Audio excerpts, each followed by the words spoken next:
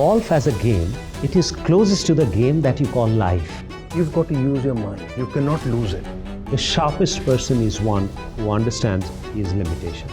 खुद ही को कर बुलंद इतना कि खुदा बंदे से पूछे कि तेरी रजा क्या है. You might have a bad break after a good shot. You might have a good break after a bad shot. But the fact remains, you got to play the ball from where it lies.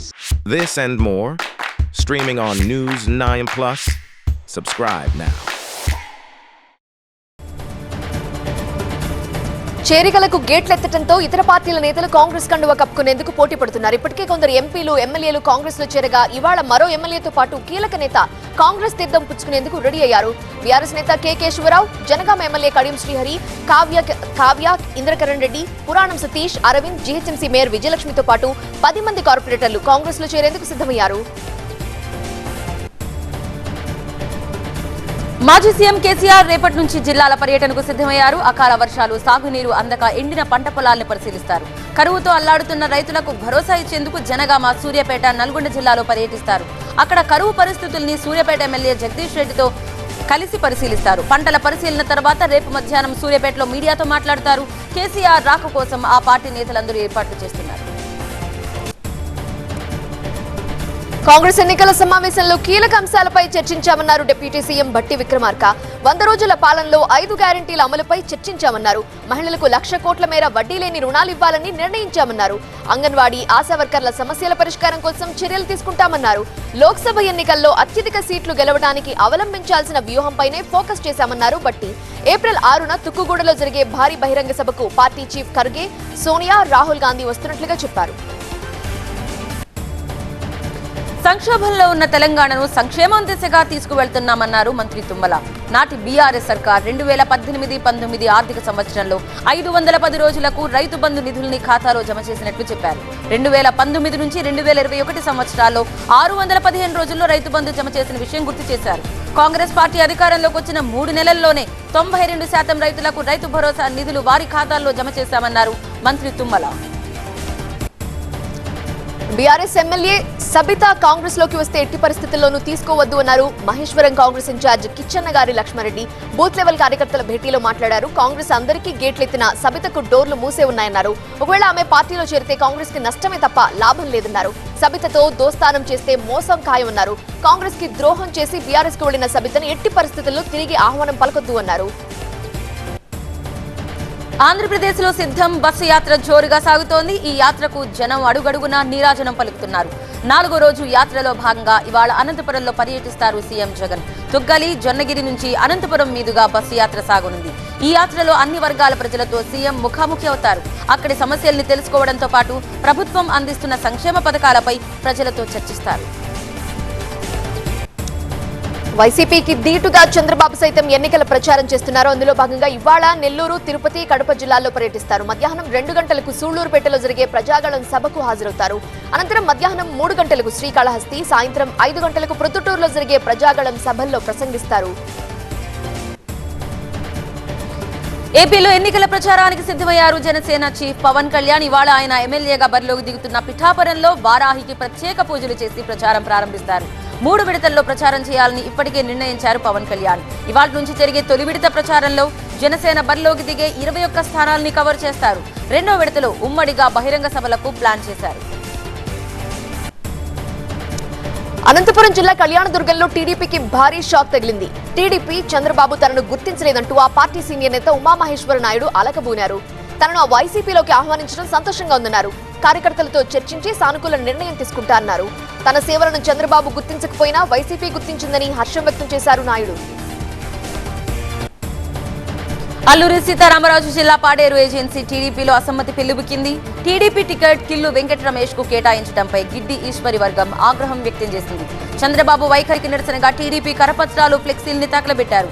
డబ్బుకు అమ్ముడిపోయి ticket కేటాయించారని ఆరోపించారు. Paderu ticket విషయంలో పునరాలోచన చేయాలని demand చేశారు. లేదంటే టీడీపీకి రాజీనామా చేయించి ఈశ్వర్ని independent గా గెలిపిస్తామంటున్నారు స్థానికులు. శ్రీకాకుళం జిల్లా ఎచ్చెర్ల నియోజకవర్గంలో బీజేపీ అభ్యర్థి ఎంపిక ఆ పార్టీలో కలకలం రేపుతోంది. ఎచ్చెర్ల బీజేపీ అభ్యర్థిగా ఎన్ ఈశ్వర్రావు పేరు ప్రకటించడంపై సొంత పార్టీ నేతలే బగ్గుమంటున్నారు. బీసీలు అధికంగా ఉన్న నియోజకవర్గంలో ఓబీసీలకు టికెట్ ఇవ్వడం ఏంటని నిలదీస్తున్నారు. కులపిచ్చితోనే పార్టీ అధ్యక్షురాలు ఓసీ అభ్యర్థికి సీట్ ఇచ్చారని ఆరోపించారు. అభ్యర్థి విషయంలో పునరాలోచించాలని, లేదంటే భవిష్యత్తు కార్యాచరణను ప్రకటిస్తామంటూ అసమ్మతి నేతలు హెచ్చరిస్తున్నారు. ఎన్టీఆర్ జిల్లా మైలవరంలో టీడీపీ నేతలు భారీ ర్యాలీ చేశారు. పార్టీ ఆవిర్భావ దినోత్సవం సందర్భంగా జరిగిన ర్యాలీకి ఎమ్మెల్యే అభ్యర్థి వసంత కృష్ణ ప్రసాద్ హాజరయ్యారు. మైలవరం నుంచి చంద్రుగూడెం వరకు సాగిన ర్యాలీలో కార్యకర్తలు, నేతలు వేలాదిగా పాల్గొని నినాదాలతో హోరెత్తించారు. అనంతరం మాట్లాడిన వసంత కృష్ణ ప్రసాద్ అభివృద్ధితో పాటు సంక్షేమం ముఖ్యమన్నారు. తనకు సీఎం జగన్ టికెట్ ఇస్తానని చెప్పినా వదిలేసి వచ్చేశానన్నారు. జగన్ పాలన నచ్చకనే టీడీపీలో చేరానన్నారు వసంత. ప్రకాశం జిల్లా గిద్దలూరు ఎమ్మెల్యే అన్నా రాంబాబు భావోద్వేగానికి గురై కంటతడి పెట్టుకున్నారు. తాను గిద్దలూరు ఎమ్మెల్యేగా ప్రజలతో అనుబంధం ఏర్పరచుకున్నానని, అధిష్టానం నిర్ణయం మేరకే మార్కాపురంలో పోటీ చేస్తున్నట్లుగా చెప్పారు. ఇన్నాళ్లు తనను ఆదరించిన ప్రజలకు, కార్యకర్తలకు కృతజ్ఞతలు అంటూ కన్నీళ్లు పెట్టుకున్నారు. తాను మార్కాపురంలో ఉన్న గిద్దలూరు కార్యకర్తలకు అందుబాటులో ఉంటానని చెప్పారు. గిద్దలూరులో వైసీపీ కార్యకర్తల భేటీలో మాట్లాడారు. రాంబాబు ఉద్వేగాన్ని గమనించిన ఒంగోలు పార్లమెంట్ అభ్యర్థి చెవిరెడ్డి భాస్కర్ రెడ్డి, గిద్దలూరు అసెంబ్లీ అభ్యర్థి కుందూరు నాగార్జున రెడ్డి అన్నా రాంబాబును సముదాయించారు. శ్రీశైలం దేవస్థానం పరిధిలోని దుకాణదారులతో ఆలయ ఈఓ పెద్దిరాజు భేటీ అయ్యారు. ఈ సమావేశానికి రెవెన్యూ, పోలీస్ అధికారులు కూడా హాజరయ్యారు. ఏప్రిల్ 6 నుంచి 10 వరకు జరిగే ఉగాది మహోత్సవాలకు అంతా సహకరించాలని కోరారు ఈఓ. ఏప్రిల్ 1 నుంచే కర్ణాటక, మహారాష్ట్రలతో పాటు ఇతర ప్రాంతాల నుంచి భక్తులు వచ్చే అవకాశం ఉందన్నారు. దుకాణదారులు భక్తులతో మర్యాదగా మెలగాలని సూచించారు. దుకాణాల్లో విక్రయించే వస్తువుల వివరాలతో ధరల పట్టిక ఏర్పాటు చేయాలని ఆదేశించారు. హోటల్ నిర్వాహకులు శుచి, శుభ్రత పాటించాలన్నారు. లేదంటే కఠిన చర్యలు తప్పవని హెచ్చరించారు. వరంగల్లో పద్మావతి ఎక్స్ప్రెస్ రైల్లో పొగలొచ్చాయి. పొగలు గమనించి ప్రయాణికులు ఒక్కసారిగా భయంతో వణికిపోయారు. వెంటనే అప్రమత్తమైన ట్రైన్ డ్రైవర్ రైలును కాజీపేట రైల్వే స్టేషన్లో నిలిపేశారు. అధికారులు వెంటనే మరమ్మతులు చేసి రైలు సేవలు పునరుద్ధరించడంతో అంతా ఊపిరి పీల్చుకున్నారు. మరమ్మతుల కారణంగా గంట పాటు రైలు నిలిచిపోవడంతో పలు రైళ్ల రాకపోకలకు అంతరాయం కలిగింది. ఫోన్ ట్యాపింగ్ వ్యవహారంలో మరో మాజీ పోలీస్ అధికారికి రిమాండ్ విధించింది నాంపల్లి కోర్టు. మాజీ డీసీపీ రాధాకృష్ణరావుకు 14 రోజుల రిమాండ్ విధిస్తూ తీర్పునిచ్చారు న్యాయమూర్తి. కోర్టు ఆదేశాలతో రాధాకృష్ణన్ను చెంచల్గూడ జైలుకు తరలించారు పోలీసులు. ఈ కేసులో ఇప్పటికే పలువురు మాజీ పోలీస్ అధికారులు అరెస్టు కాగా, ఈ వ్యవహారంలో మరిన్ని అరెస్టులుండే అవకాశం ఉందని చెబుతున్నారు. భద్రాద్రి జిల్లాలో పర్యటించారు దేవాదాయ శాఖ ప్రిన్సిపల్ సెక్రటరీ శైలజ రామయ్యర్. భద్రాచలం రామాలయం అభివృద్ధి పనుల పరిశీలనకు వచ్చిన శైలజకు కలెక్టర్ ప్రియాంక ఆలా, ప్రాజెక్ట్ ఆఫీసర్ ప్రతీక్ జైన్, ఆలయ ఈవో రమాదేవి ఘనస్వాగతం పలికారు. సీతారామచంద్రస్వామి వారిని దర్శించుకుని ప్రత్యేక పూజలు చేశారు. పూజల అనంతరం శైలజకు అర్చక స్వాములు స్వామివారి విశిష్టతను తెలిపి పట్టు వస్త్రాలు, తీర్థ ప్రసాదాలు అందించారు. అనంతరం పర్ణశాలను దర్శించి అక్కడ శ్రీరామనవమికి సంబంధించిన ఏర్పాట్లు పరిశీలించారు. తెలుగు రాష్ట్రాల్లో ఎండ తీవ్రత పెరిగింది. రోజు రోజుకు పెరుగుతున్న ఉష్ణోగ్రతలతో జనం ఇళ్లకే పరిమితమవుతున్నారు. ప్రత్యేకించి ఉదయం 11 గంటల నుంచి సాయంత్రం 4 గంటల వరకు భానుడి భగభగలకు జనం అల్లాడిపోతున్నారు. ఆంధ్రప్రదేశ్ వ్యాప్తంగా ఎండలకు తోడు వడగాలులుంటాయని వాతావరణ శాఖ హెచ్చరిస్తోంది. 44 మండలాల్లో వడగాడ్పుల ప్రభావం ఉంటుందని, వృద్ధులు, పిల్లలు జాగ్రత్తగా ఉండాలని సూచించింది. అరేబియా సముద్రంలో భారత నౌకాదళం మరో సాహసోపేత ఆపరేషన్ చేపట్టింది. ఇరాన్ ఫిషింగ్ నౌక అల్ కమర్ 786 ఆక్రమించిన పైరేట్లను సమర్థవంతంగా తిప్పికొట్టారు.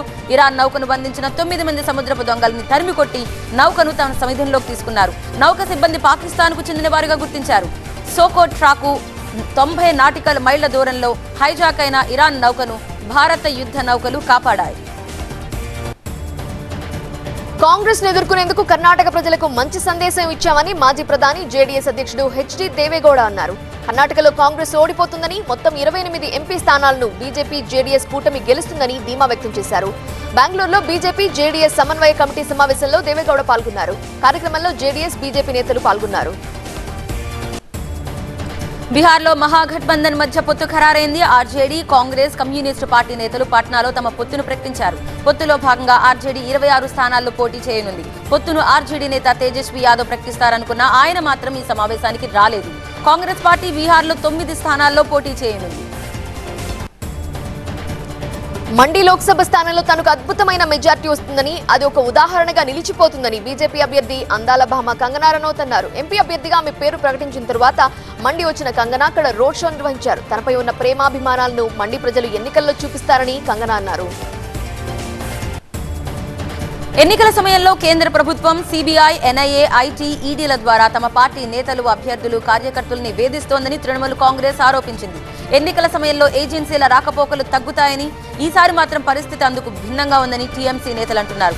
ఈ విషయంలో ఎన్నికల సంఘం తనకున్న అధికారాలను తప్పనిసరిగా ఉపయోగించుకోవాలని సూచించారు. టీఎంసీ నేతల బృందం ఈసీని కలిసి ఈ విషయాలపై కంప్లైంట్ ఇచ్చారు.